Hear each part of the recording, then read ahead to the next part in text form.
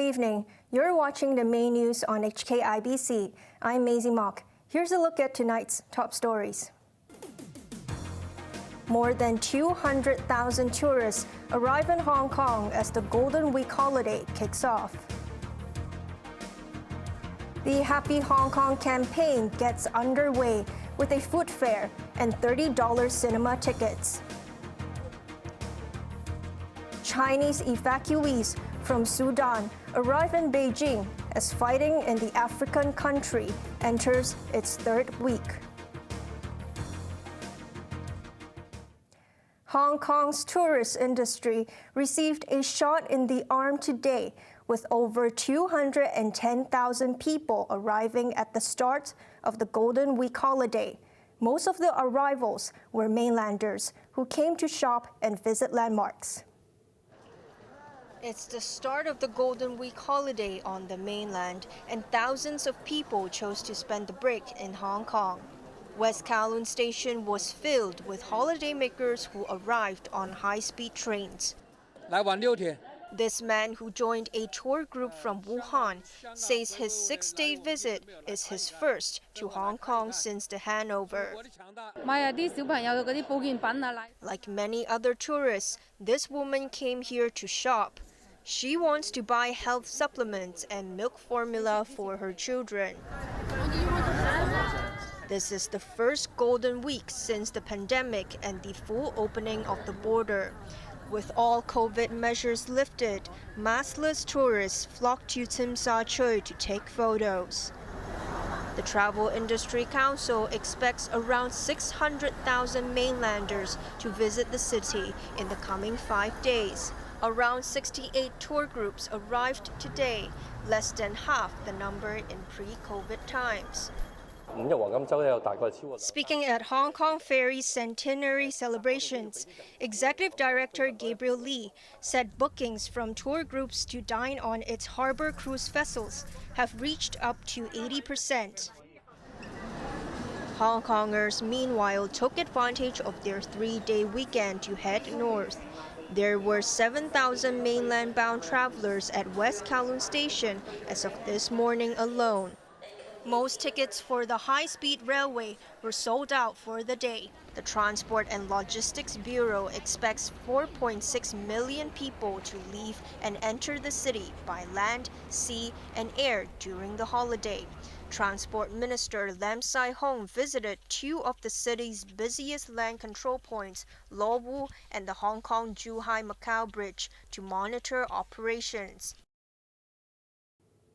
Health authorities have urged vigilance after confirming another monkeypox case, the city's 5th in 8 months.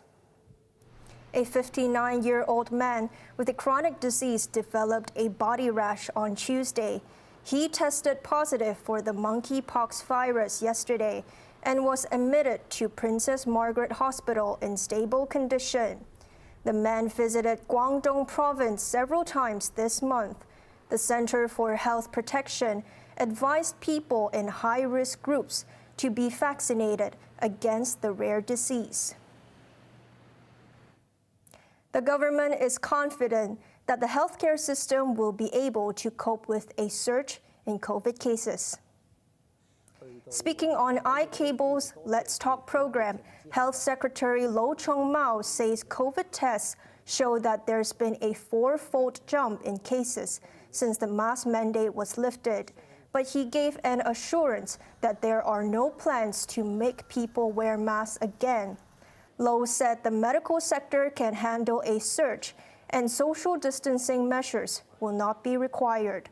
Government pandemic advisor Ivan Hong, meanwhile, played down fears over a COVID variant named Arcturus.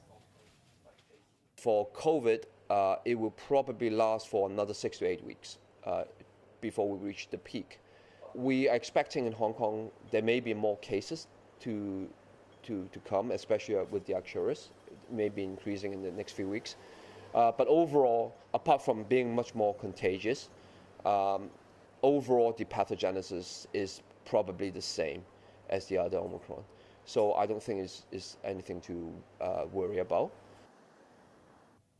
The large number of people going to outpatient facilities in public hospitals has pushed the average waiting time to more than 4 hours. Most hospitals are treating about 6,000 outpatients every day. About 20% of those who visited Queen Mary Hospital had mild symptoms of flu or COVID and were sent home after treatment. The hospital authority urged people with mild illnesses to go to general outpatient clinics or private doctors. The Happy Hong Kong campaign kicked off today with long queues at a food fair in Wan Chai and at theaters across the city. Finance Chief Paul Chan was among those at the Convention and Exhibition Center. A long line formed inside the Convention and Exhibition Center in Wan Chai 2 hours before the food fair began. Many were elderly people. Admission was free, but visitors needed a ticket. All 100,000 tickets for the two-day event were snapped up. The Happy Hong Kong Gourmet Marketplace is part of the government's $20 million campaign to put a smile on the face of residents after the city emerged from the shadows of COVID. This woman was delighted with the nuts and ham she bought. But not everyone was like her. This woman complained about the long queues at food stalls. Vendors were overjoyed. The store operator expected solid sales because of the crowd. He had to restock his booth in the afternoon. Financial Secretary Paul Chan dropped in, visiting some vendors and making egg waffles at one stall.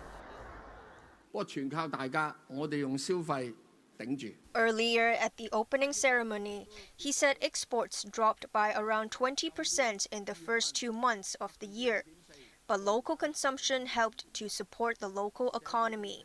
He hopes people will be happy as the economy improves. There will be 2 more food fairs, one in Sha Tin next weekend and the other in Kwun Tong in June.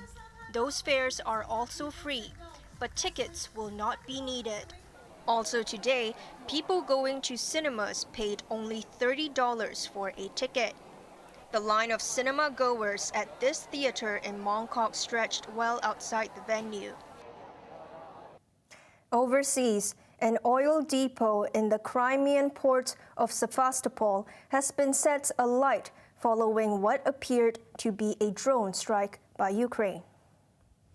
The Russian-appointed governor of the city said there were no casualties and fuel supplies would not be affected. He said the situation is under control, but it would take time to douse the flames completely. In the Ukrainian city of Dnipro, a woman and her child were killed in a Russian airstrike, while the death toll in a rocket attack in Uman has risen to 23. Officials in the Russian-held city of Donetsk, meanwhile, said 7 people died when their vehicle was struck by a Ukrainian rocket.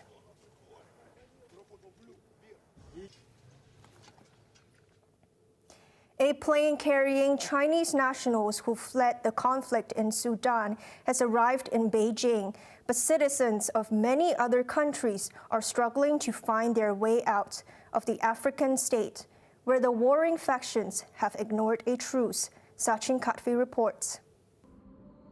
There was relief for 343 people who were the first Chinese nationals to arrive in Beijing after being evacuated from war-torn Sudan.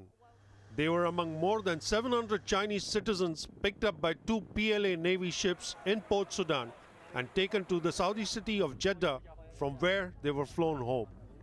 Other foreign nationals in Sudan are struggling to leave the country. They include many Syrians and Yemenis who had originally fled conflicts in their own countries. With food and water in short supply, many Sudanese have trekked to neighboring Chad. Hospitals in Sudan are running out of essential supplies as they struggle to treat injured patients. What worries me is that there are thousands, and we estimate about close to 50,000 children who were being treated for malnutrition, who don't have access to that treatment because they have had to move, because there is a disruption in supply line. The fighting pits Sudan's army and the paramilitary rapid support forces for control of Africa's third largest country.